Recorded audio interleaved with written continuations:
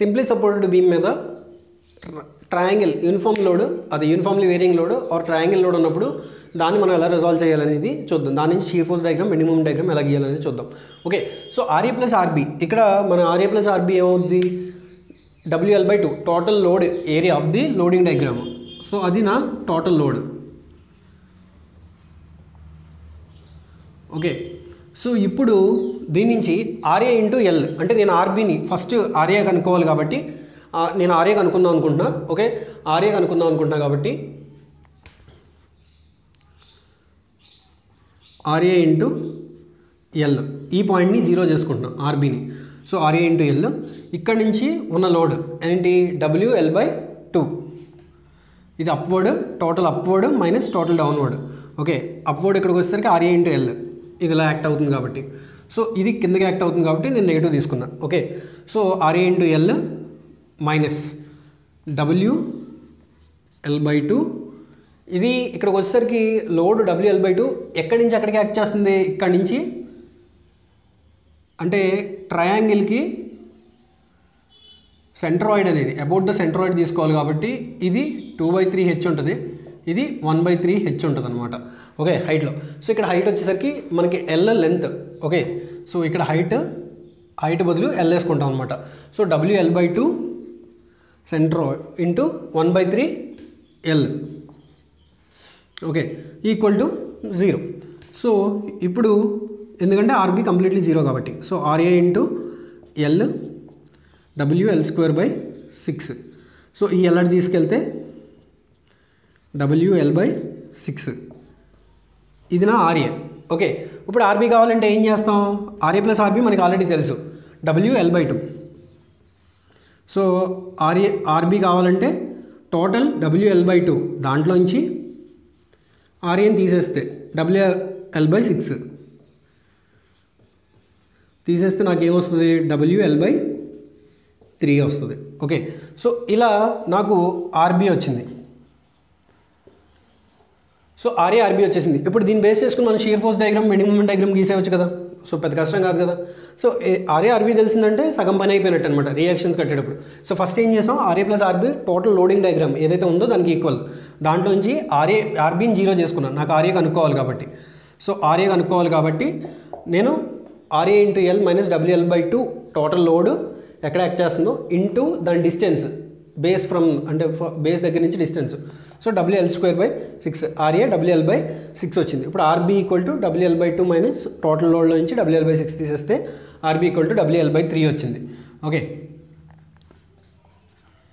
ఇక్కడ WL/6. ఇక్కడ మనం అబ్జర్వ్ చేసినట్టయితే, అంటే ఒకసారి అడుగుతాడనమాట, ఇలా ఇచ్చేసి లోడింగ్ డయాగ్రామ్ RB కనుక్కోమంటాడు. ఇప్పుడు ఇందులో RB ఏంటనేది కన్ఫ్యూజ్ అవ్వచ్చు ఒకసారి గుర్తుపెట్టుకున్నప్పుడైతే. సో అలాంటప్పుడు సింపుల్గా లోడ్ ఎక్కడైతే ఉందో, లోడ్ ఎక్కువ ఎక్కడైతే ఉందో అక్కడ ఎక్కువ రియాక్షన్ వస్తుంది. సింపుల్గా అంతే కదా.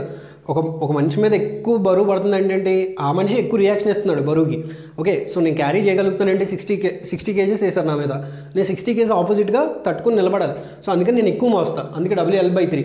ఇక్కడ RA WL/6, ఎందుకు తక్కువ లోడ్ ఉంటుంది కాబట్టి RA తక్కువ వస్తుంది అనమాట. అదొక సింపుల్ లాజిక్, మనం మామూలుగా ఆలోచించైనా ఆన్సర్ పెట్టేయచ్చు. సో ఇప్పుడు దీని నుంచి షియర్ ఫోర్స్ డయాగ్రామ్ గీద్దాం. సో షియర్ ఫోర్స్ డయాగ్రామ్ గీసినట్టయితే, సో నాకు ఇక్కడ అనేది ఎలా క్యాలిక్యులేట్ చేయాలో చూద్దాం. Okay, so first RA side నుంచి వెళ్తాను నేను, ఎలా అయినా ఈక్వేషన్ రప్పించవచ్చు. సో RA సైడ్ నుంచి వెళ్తున్నాను ఎందుకంటే ఈజీ అవుతుంది కాబట్టి, లేదంటే ఇటు L-X వస్తుంది, మళ్ళీ ఎక్స్ట్రా ఈక్వేషన్ అనేది పెద్దదైపోద్ది. సో అందుకని ఎటైతే సింపుల్గా ఉంటుందో సో అటు నుంచి వెళ్ళాలి. సో RA నుంచి వెళ్తున్నాను నేను. So RA minus upward, total upward, ఇంకా ఇటు సైడ్ RA ఒకటే కదా. సో దీంట్లో నుంచి డౌన్వర్డ్ తీసేయాలి. సో డౌన్వర్డ్ ఏముంటుంది, load, area of the loading diagram. మనం ఎక్కడ దాకా తీసుకున్నాం, సో ఈ X అనే పార్ట్ దాకా తీసుకున్నాం. సో ఈ X అనే పార్ట్ దగ్గరికి, సో ఇక్కడ ఏమవుద్ది, WX ఇంటూ X/2. ఎందుకు అలా అవుద్ది, area of the loading diagram. ఇక్కడ ఏముంది, ఉండడం రెక్టాంగిల్ అంటే ట్రయాంగిల్ లోడ్ ఉంది. So half of the base into height, base వచ్చి నాకు X అవుద్ది, హైట్ వచ్చి WX అవుద్ది.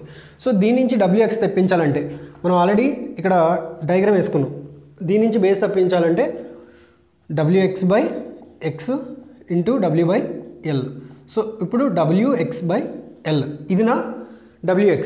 సో ఇప్పుడు నేను WL/6 మైనస్ ఇక్కడ W X by X into X by L. Nothing but W X ప్లేస్లో W X into X by L అనేది సబ్స్టిట్యూట్ చేశాను. సో ఇప్పుడు నా ఈక్వేషన్ ఏమవుద్ది, shear force equation WL/6 minus WX²/2L. ఇది నా షియర్ ఫోర్స్ ఈక్వేషన్. ఓకే, ఇప్పుడు దీని నుంచి షియర్ ఫోర్స్ 0 ఎక్కడ అవుద్దో చూద్దాం. అసలు షియర్ ఫోర్స్ ఎందుకు 0 అవుద్ది, అక్కడ ఎందుకు మనం చూడాలంటే ఎక్కడైతే షియర్ ఫోర్స్ 0 అవుద్దో సో అక్కడ బెండింగ్ మూమెంట్ మ్యాక్సిమం అవుతుంది. ఓకే, సో అందుకని నేను కనుక్కోవాలన్నమాట ఆ ఎక్స్ అనే ప్లేస్.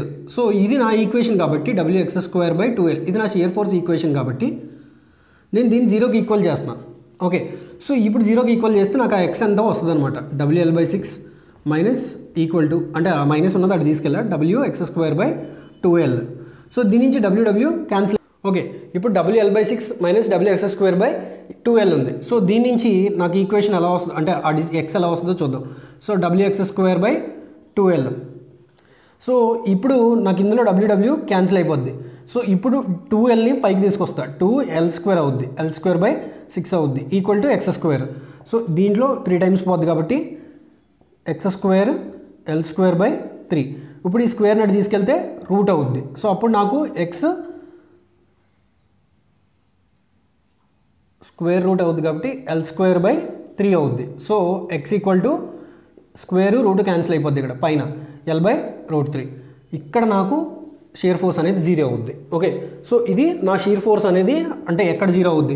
మనం ఏం చేసాం, ఫస్ట్ షియర్ ఫోర్స్ ఈక్వేషన్ రప్పించాం, ఆ ఈక్వేషన్ని 0కి ఈక్వల్ చేసుకున్నాం. ఎందుకు, షియర్ ఫోర్స్ ఎక్కడ 0 అవుద్దో అక్కడ బెండింగ్ మూమెంట్ అనేది మ్యాక్సిమం అవుద్ది కాబట్టి.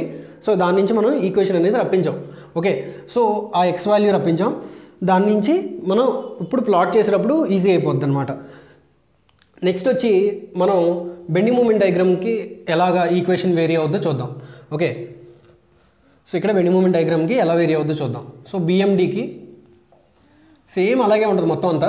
ఇక్కడ ఏంటంటే ఎక్స్ట్రా డిస్టెన్స్ RA ఇంటూ ఎంత ఎక్స్ అనే distance minus WX into X/2 into ఇక్కడ X/3 అనే డిస్టెన్స్. ఎందుకంటే centroid of the triangle is nothing but from the base is X/3. So ఇప్పుడు WL/6 X W ఇక్కడ ఏంది WX²/2L. ఇంక మొత్తం అంతా రాయకర్లా, WX²/2L.